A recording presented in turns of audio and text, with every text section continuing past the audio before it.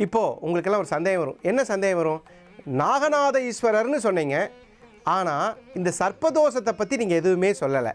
இந்த திருக்கோயில் எப்படின்னு கேட்டிங்கன்னா, தாளம்பூ, அந்த தாளம்பூ வாசத்துக்கு கண்டிப்பாக நாகம் வரும். அது நிறைய பேர்த்துக்கு தெரியும். கழுத்தில் நாகாபரணம் சூடி இருக்கக்கூடிய நமது சிவபெருமான் இந்த தாளம்பூ குகைகளுக்குள்ளே சுவாமி இருந்ததாகவும், அங்கே நாகங்கள் அதிகமாக இருந்ததாகவும், அதனால் இந்த சுவாமிக்கு நாகநாத ஈஸ்வரர் என்ற திருநாமமும் வரப்பெற்றதாக வரலாறு.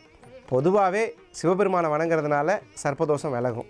இது நம்ம பல கோவில்களில் பார்த்துருக்கோம்.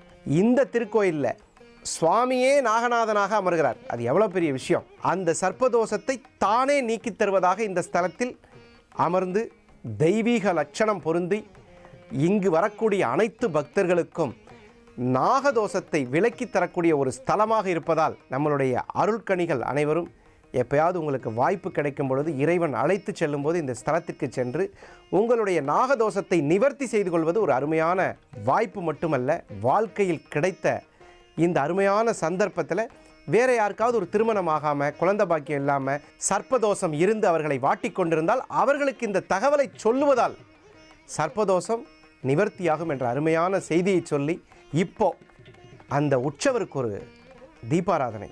உண்மையாகவே தொட்டு சேவர்த்தி செய்பவர்களுக்கு சர்ப்பதோஷம் நிவர்த்தியாகும் என்பது ஐதீகம். பவாய சந்திரசூடாய நிர்குணாய குணாத்மனே காலகாலாய ருத்ராய நீலக்ரீவாய மங்களம் புருஷாரூடாய பீமாய व्याघ्रचर्माम्बराय च पशूनां पतये तुभ्यं गौरीकान्ताय मङ्गलम्.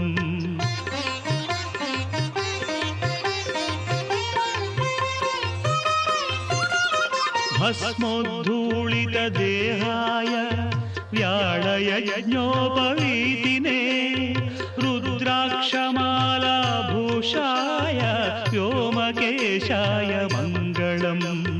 सूर्यचन्द्राग्निनेत्राय नमः कैलासवासिने सच्चिदानन्दरूपाय प्रमदेशाय मङ्गलम्.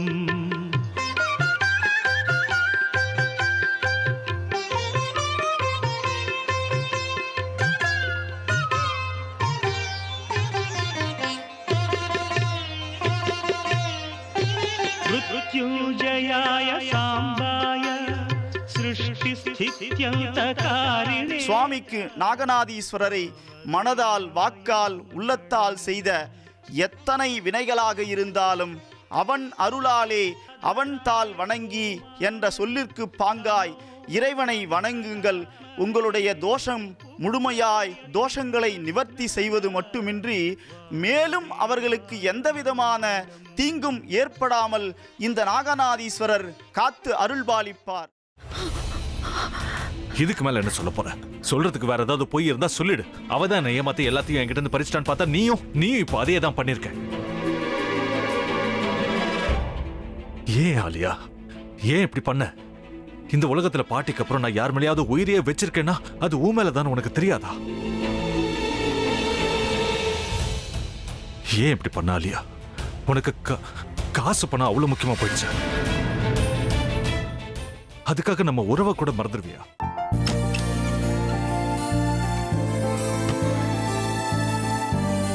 சக்தி சக்தி, ஒரு நிமிஷம்.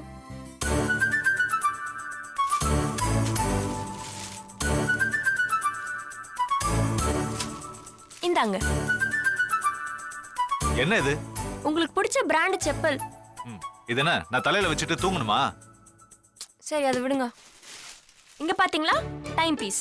இதோட அலாரம்க்கு தான் நீங்க டெய்லி எந்திரிக்கணும். அதெல்லாம் என் மொபைல்ல இருக்கு. முத்து, முத்து,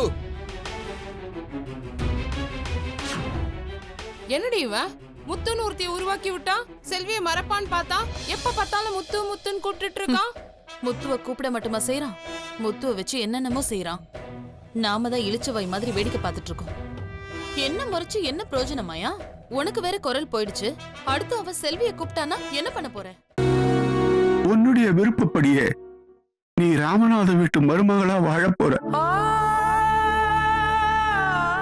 கண்டிப்பா என்னுடைய ஸ்தானத்திலிருந்து அவன் உன்னை நல்லா பார்த்துக்குவான் அம்மா. டேய், அவரை பத்தி தான் உனக்கு தெரியும்ல. அவர் எந்த முடிவு எடுத்தாலும் அதான் ஃபைனல். நம்ம அப்பா வேணுமா வேணாமாங்கிறத நீயே முடிவு பண்ணிக்கோ. வாடா.